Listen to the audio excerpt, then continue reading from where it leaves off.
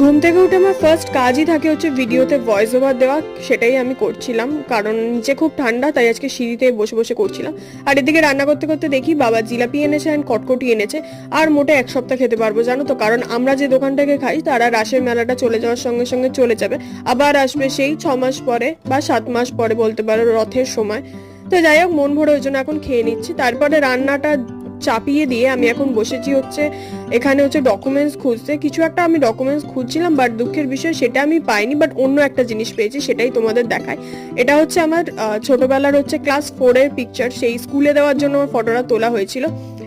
আর এই দেখো এদিকে কিউট একটা বুদ্ধ চাবির রিং আমি এটা পেয়েছি, কালিম্পং থেকে ঘুরে আসার 1 মাস পরে আমাকে দিয়েছেন। আমার বুদ্ধ আজকাল খুবই ভাল লাগে। তো যাই হোক, ছাদে হচ্ছে টবগুলো নিয়ে যাচ্ছি, নিচে প্রচুর টব জমেছিল, সেগুলোই খালি করলাম। আর এদিকে দেখো কি সুন্দর চাঁদ মামা দেখা যাচ্ছে। চলো বাই।